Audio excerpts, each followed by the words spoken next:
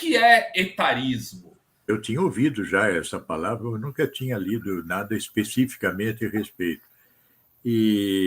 Mas aí a ideia básica por trás desse conceito de etarismo é esse de generalizações que consistem no preconceito, né?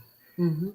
E esse é um dos problemas mais sérios que a gente tem, porque agora nós estamos falando de um preconceito ligado à idade, mas eles existem em tudo quanto é área humana e são muito prejudiciais.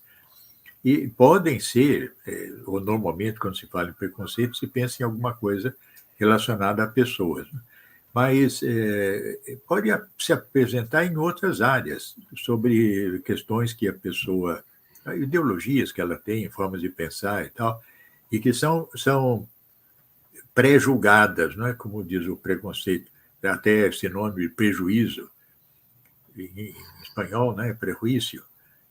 E elas atingem, então, a forma de pensar, como você está dizendo, de forma que o indivíduo se torna de mente fecha, ele fecha a mente, o preconceito fecha a mente, e ele, em geral, está baseado em duas fortes emoções, que são, de um lado, o medo e, de outro, a raiva, que se combinam muito facilmente.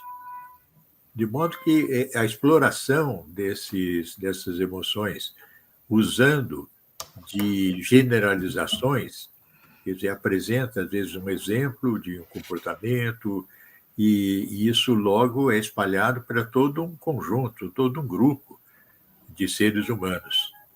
E é uma das grandes pragas, vamos dizer assim, que existem na humanidade, e que tornam muito difícil, às vezes, conciliar interesses, resolver problemas, e criam guerras que não acabam nunca, e guerras, às vezes, entre povos que são semelhantes. Parece que quanto mais próximo, mais forte é a possibilidade de um preconceito. Você pensa, por exemplo, em antissemitismo, né? O grande conflito que a gente assiste hoje, e que volta e meia reacende, né? Nós acabamos de ver bombardeios de lado a lado lá entre judeus e árabes, e ambos são grupos semitas, com línguas muito parecidas. E, no entanto, tentam resolver aquilo na base de bombardeio. É evidente que, através disso, não vai resolver nunca, né? Só acende ódio para cá e para lá. Aliás, eu assisti esses dias um filme interessante, que é uma história da vida daquele Amos Oz, que é um escritor israelense mesmo, né? Nasceu lá e viveu lá. E é uma adaptação de uma fase da vida dele. E muito interessante, até porque ele é um homem pacifista.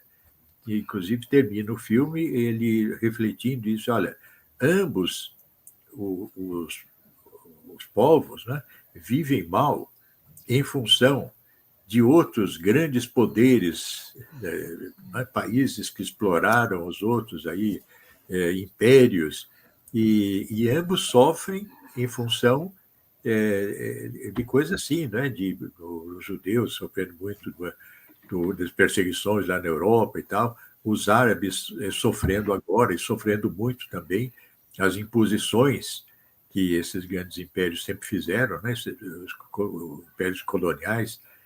E ele dizia, é uma insensatez eles ficarem brigando entre si quando o sofrimento deles foi causado pelos mesmos atores.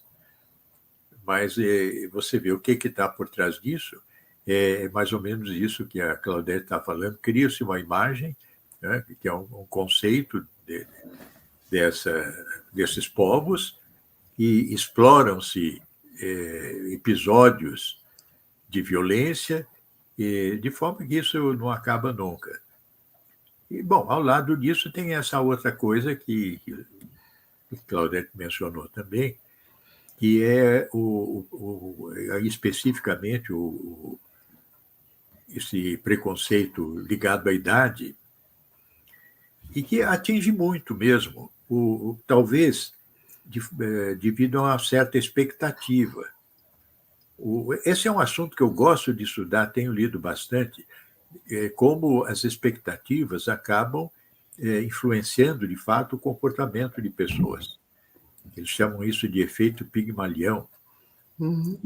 E há estudos interessantes mostrando como, por exemplo, a expectativa que os professores têm com relação aos alunos fazem com que esses alunos se desempenhem bem ou mal, em função de expectativas criadas, no caso, pelos experimentadores. Pegam um certo número de nomes, dizem que foi feito testes de inteligência, que esses são os mais capazes e tal. Daí a pouco, essas crianças, que na verdade foram pegadas assim aleatoriamente, estão com um desempenho muito maior. É um psicólogo chamado Rosenthal, que já deve ter morrido, mas que estudou muito isso, e é muito interessante. Então, a expectativa de que o adolescente seja um aborrecente, e então o que ele faz, que pode ser uma coisa assim um pouco fora da linha, mas de importância relativa, já é atribuída à fase da adolescência, que é difícil de aguentar e tal. Agora, eu vejo em famílias bem formadas, humildemente coloco a minha no meio disso, eu tenho 6 filhos, nenhum deu problema, quer dizer, problema normal de criança, etc., né? Mas esses problemas assim da gente ficar de cabelo em pé e tal, nenhum deu. Os meus netos também não. Eu tenho netos já com 30 e tantos anos, etc. É claro que eu não estou dizendo que não tenha problema, são os problemas normais que a gente lida e tal, nada aquela coisa que cabe nesse estereótipo, né? Adolescente vai dar problema, típico da adolescência e tal. Agora, a expectativa, nesse caso, acaba sendo um fator importante, e expectativa, nesse caso, é preconceito.